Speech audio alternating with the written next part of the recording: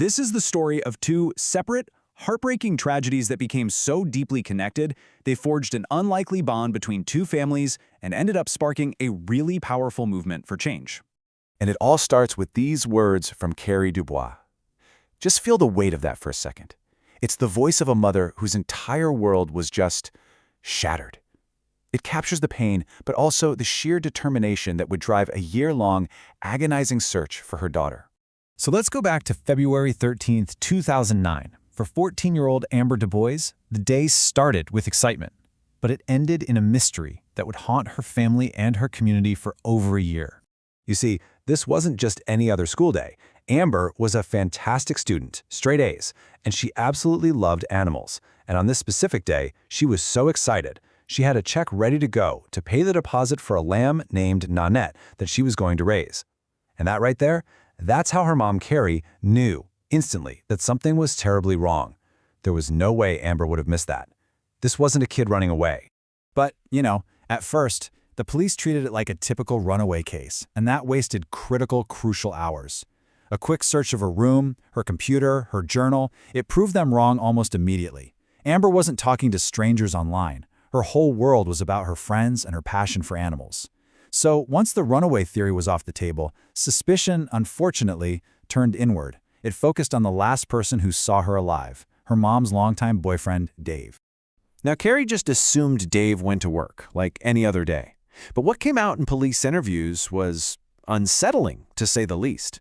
It turns out he'd taken a surprise day off. He missed the school's call saying Amber was absent. He even brought Carrie Valentine's gifts, which was really out of character for him. And then he went to a movie by himself.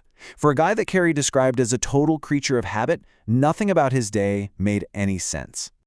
The search for Amber just became this grueling marathon of hope and, frankly, despair. Months turned into a whole year. In the summer of '09, a scent dog actually gave them a promising lead out on the Palo Reservation, but then nothing. The trail went cold. By February 2010, the one-year anniversary came and went, and police had to admit they were no closer to finding answers than they were on day one. And then, just 2 weeks after that incredibly painful anniversary, the entire community was rocked all over again.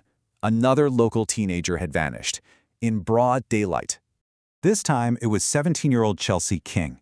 She was a brilliant student, a really talented cross-country runner, and she went for a run in a popular community park, and she never came back.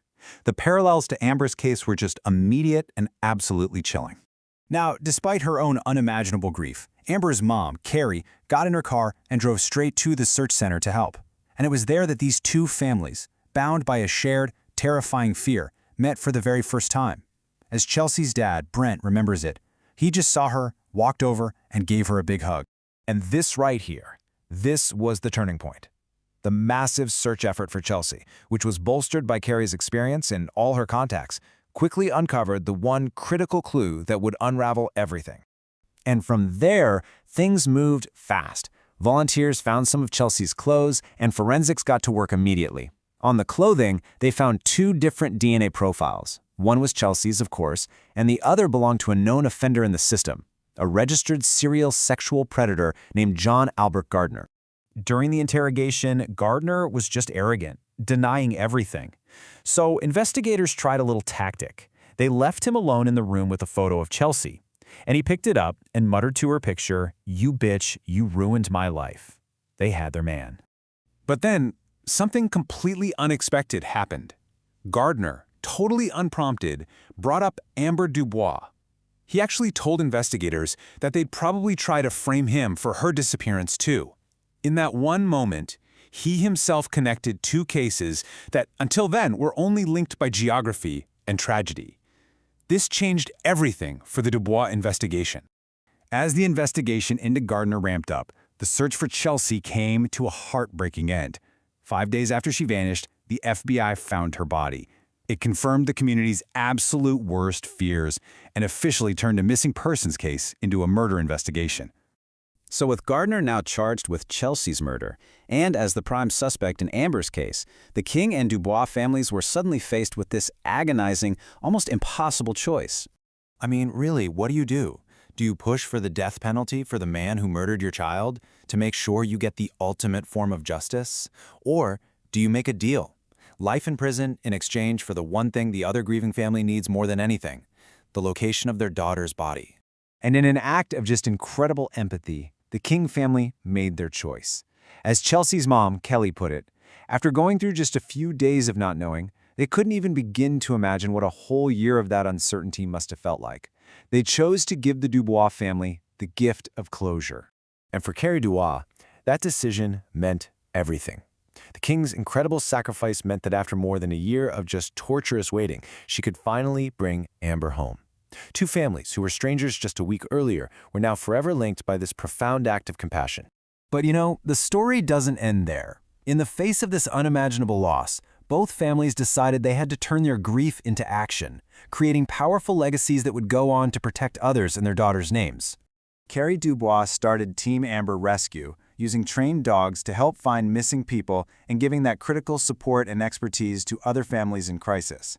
And the King family created Chelsea's Light Foundation, which advocates for tougher laws against predators and provides scholarships to inspire young people to make a difference. The King's advocacy led to real, tangible legislative change with the passing of Chelsea's Law in California back in 2010, and its impact has been so consistent. Around 50 violent offenders have been charged under its tougher sentencing guidelines every single year since it was passed. What the law does is it mandates a sentence of 25 years to life for a violent sexual offense against a child. The Kings firmly believe that if this law had existed sooner, John Gardner would have already been behind bars, and both of their daughters would still be alive today. Through all of this, the families have found this unique and powerful comfort in their shared bond. They see their daughters as two little warriors who are now together watching over them. The story of Amber Dubois and Chelsea King is without a doubt a heartbreaking look at the worst of humanity. But it's also such a powerful example of the very best: empathy, action, and just the incredible capacity for resilience. And it leaves us with one final thought to consider. How can such a profound loss be transformed into a force for positive change?